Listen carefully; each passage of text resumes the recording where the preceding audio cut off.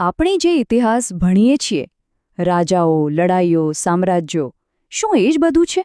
કે પછી કંઈક બીજું પણ છે જે આપણને દેખાતું નથી? શું એવું બની શકે કે પડદા પાછળ એક આખું આધ્યાત્મિક યુદ્ધ ચાલી રહ્યું હોય, જે આપણી દુનિયાને ખરેખર ચલાવી રહ્યું હોય? ચાલો, આજે આપણે એક એવા પ્રાચીન લખાણની વાત કરીએ જે ઇતિહાસને જોવાનો આપણો નજરિયો જ બદલી નાખશે. આપણી આખી ચર્ચાની શરૂઆત થાય છે આ એક વાક્યથી. જરા વિચારો, એક દેવદૂત જે પ્રબોધક દાનિયેલ માટે એક સંદેશો લઈને આવી રહ્યો છે, એને કોઈ 3 અઠવાડિયા સુધી રોકી રાખે છે. હા, 21 દિવસ સુધી. આ કોઈ ટ્રેન લેટ થવા જેવી વાત નથી, આ કંઈક બહુ જ ગંભીર છે. અને અહીં જ સૌથી મોટો સવાલ ઊભો થાય છે. ભલા, એવી તો કોનામાં તાકાત હોઈ શકે જે એક દેવદૂતને 21 દિવસ સુધી રોકી શકે? કોઈ માણસ, કોઈ રાજા, ભલેને ગમે તેટલો શક્તિશાળી કેમ ન હોય, શું એ શક્ય છે? આ સ્ત્રોતનું માનીએ તો જવાબ આપણે જે વિચારીએ છીએ એના કરતાં ઘણો જ અલગ અને કદાચ વિચિત્ર છે. તો ચાલો હવે આપણે દાનિયેલના પુસ્તકમાં વર્ણવેલી એ ઘટનાની બારીકાઈથી તપાસ કરીએ જેણે આ આખી ચર્ચાને જન્મ આપ્યો છે. તો ઘટના કંઈક આવી છે. પ્રબોધક દાનિયેલ પ્રાર્થના કરી રહ્યા છે અને એમના પ્રાર્થનાના પહેલા જ દિવસે જવાબ સ્વરૂપે એક દેવદૂતને મોકલી દેવામાં આવે છે. પણ એ દેવદૂત દાનિયેલ સુધી પહોંચતા પહોંચતા 21 દિવસ લગાડી દે છે. કેમ? દેવદૂત પોતે જ કારણ જણાવે છે કે ફારસના રાજકુમાર નામના કોઈકે એનો રસ્તો રોકી રાખ્યો હતો. હવે અહીં જ વાતનો મુખ્ય મુદ્દો આવે છે. એક સામાન્ય માણસ, ભલે રાજા જ કેમ ન હોય, એ સ્વર્ગમાંથી આવતા દેવદૂતને કેવી રીતે રોકી શકે? એ તો તાર્કિક રીતે જ શક્ય નથી. માણસમાં એટલી શક્તિ જ નથી હોતી કે એ એક દૈવી દૂત સાથે લડી શકે. તો પછી આ રાજકુમાર ખરેખર હતો કોણ? અને આ સવાલનો જવાબ જે આપણને આ સ્ત્રોતના સૌથી મોટા અને કદાચ સૌથી ચોંકાવનારા વિચાર તરફ લઈ જાય છે, જે શાસક શબ્દની આખી વ્યાખ્યા જ બદલી નાખે છે. જો આ અર્થઘટન પ્રમાણે જ્યારે પણ બાઇબલના આ ભાગમાં શાસક કે રાજકુમાર શબ્દનો ઉપયોગ થાય છે, ત્યારે એ કોઈ માનવ રાજાની વાત નથી કરતો. ના, એ વાત કરે છે એક આધ્યાત્મિક શક્તિની, એક દેવદૂતની, જેને કોઈ ચોક્કસ દેશ કે રાષ્ટ્ર પર શાસન કરવાની સત્તા આપવામાં આવી હોય. એટલે કે આ લડાઈ 2 દેશો વચ્ચે ન હતી. આ લડાઈ હતી 2 દેવદૂતો વચ્ચે.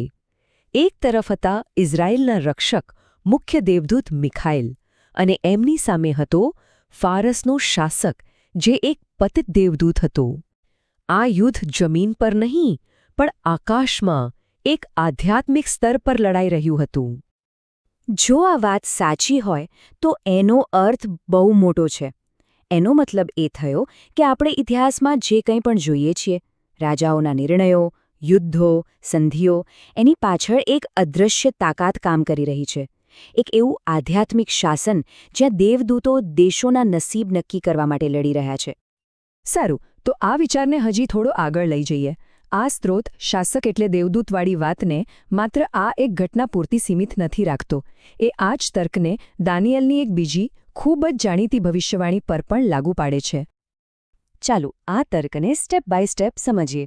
પહેલું, ભવિષ્યવાણી કહે છે કે પશુનો અર્થ રાજા અથવા રાષ્ટ્ર થાય છે. બરાબર. બીજું, આપણે જોયું કે રાષ્ટ્ર પર શાસન કોણ કરે છે? શાસક, એટલે કે રાજકુમાર. ત્રીજું, આપણે એ પણ સ્થાપિત કર્યું કે આ શાસક કોઈ માણસ નહીં પણ એક દેવદૂત છે. તો આ ત્રણેયને જોડીએ તો શું પરિણામ આવે? એ જ કે ભવિષ્યવાણીમાં જે પશુ છે એ વાસ્તવમાં એ રાષ્ટ્ર પર શાસન કરતા દેવદૂતનું જ પ્રતીક હોઈ શકે છે. આ હિસાબે દાનિયેલની ભવિષ્યવાણીના જે 4 મોટા સામ્રાજ્યો છે, બેબીલોન, ફારસ, ગ્રીસ અને રોમ, એ માત્ર માનવીય સામ્રાજ્યો નથી.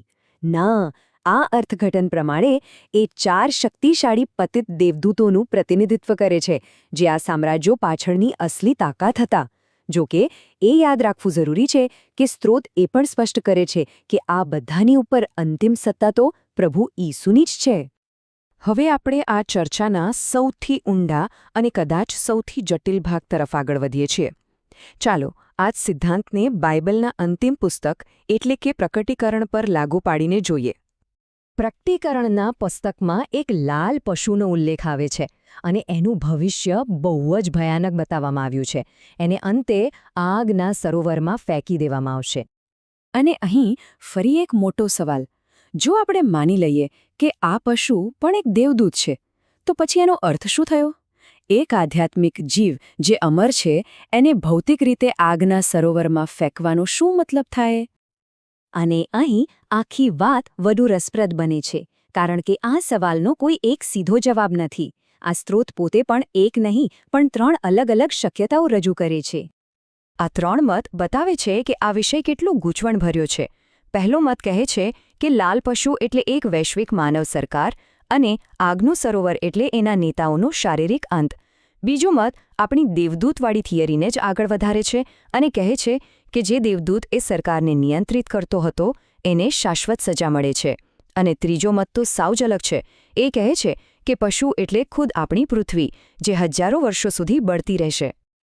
આ સ્ત્રોતની એક સારી વાત એ છે કે એ પોતે પણ સ્વીકારે છે કે આ બધા અર્થઘટનો ઘણા નવા સવાલો ઊભા કરે છે. જેમ કે, શું પતિત દેવદૂતો એકબીજા સાથે લડે છે? શું એક દેવદૂત એકસાથે 2 અલગ અલગ શક્તિઓને કાબૂમાં રાખી શકે છે? અને અંતે એક સરળ શક્યતા પણ ખુલ્લી રાખે છે કે કદાચ આટલું બધું વિચારવાની જરૂર જ નથી. કદાચ પશુનો સીધો-સાદો અર્થ એક રાજકીય શક્તિ જ થાય છે.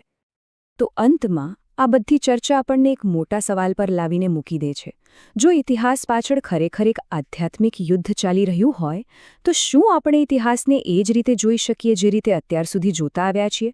જો દેશોનું બનવું અને બગડવું એ માત્ર માણસોના હાથમાં ન હોય, પણ એક મોટા બ્રહ્માંડીય સંઘર્ષનો પડછાયો હોય, તો આપણી આસપાસની દુનિયાને સમજવાની આપણી રીત કેટલી બદલાઈ જશે? વિચારવા જેવી વાત છે, ખરું ને?